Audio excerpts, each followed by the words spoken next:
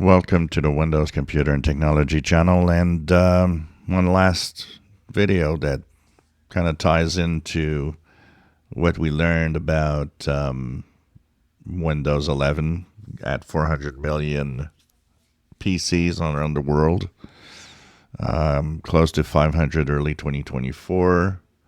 Windows 10, obviously, more than a billion is what I can only imagine. And there was this moment with all the sales of PCs during the pandemic that I even wonder if we never had any other numbers, but maybe it reached even further than 1.5 billion when that arrived.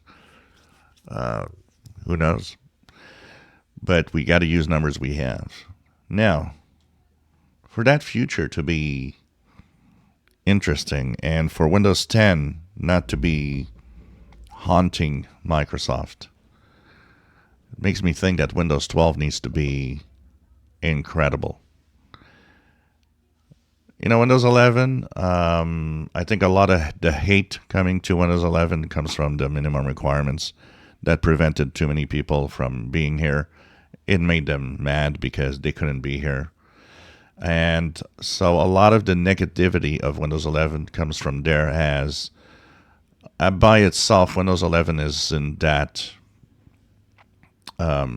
different from Windows 10 in the way it works. I see a lot of people, well, I got a new PC with Windows 11. I wish I would have Windows 10 was easier. I think a lot of that easier comes from the fact that your configuration is different, and not because Windows 11 is that different. There's a lot of, perception. I've seen it when I was a tech guy. Oh, I'm lost with this new Windows. Well, it's not that different. What makes you, why are you lost is because you lost the way you were working. This didn't transfer to the new PC. And you got to be careful, because the way your PC was at a certain time, that made it easy for you to use. If it's not transferred exactly like that, well, you find it hard, and you put it on Windows, which is not why it's hard. There's so many things that are actually the same in Windows 11 that it's I think it's much more a question of perception, depending on how your configuration was before. Of course, there are things that are different and that are missing. The start menu, we talked about it. I posted a video yesterday, missing options in the start menu and stuff like that some of you might have been using. For sure, there are things like that could be messing up a little bit on some for their habits and how they were using things. One simple one was how people were used to right-clicking the taskbar to get all the info. You gotta right-click the start button now. There are little things like that, but overall, ain't that much different. What Windows 12 will need is also a good, Windows 11, I said it has bad publicity because I think mostly the minimum requirements. Overall, it works very well. It's very stable. When I see people saying I only get blue screens, your PC has something. It has nothing to do with Windows 11.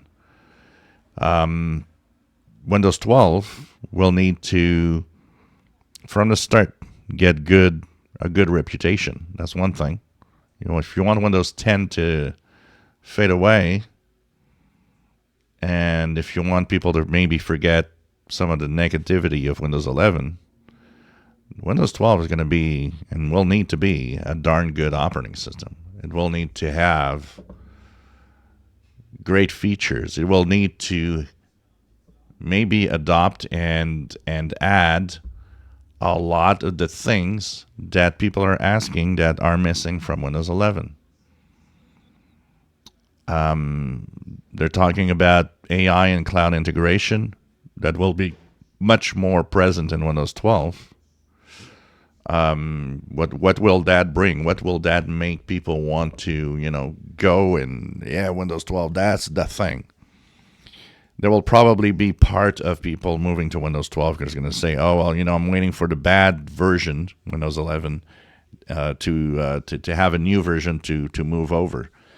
It's interesting because I see a lot of people are like, oh, well, Windows 11 is the Vista of.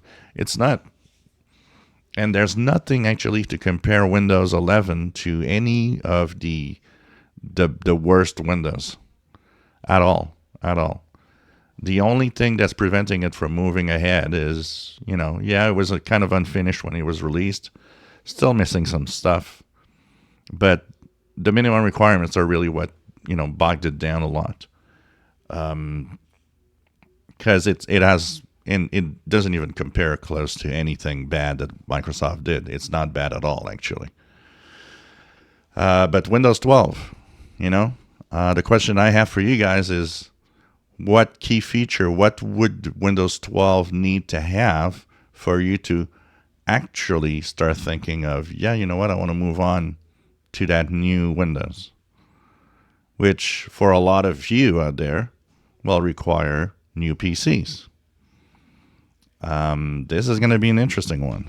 Is there such a thing as people holding on purchases of PCs until Windows 12 is out? Could that be a thing?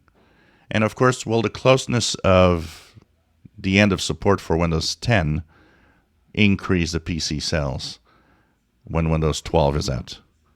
These are all questions that are actually very interesting. I find it, I'm a PC enthusiast, and I'm passionate about what all of this is going to do and how it's all going to happen together.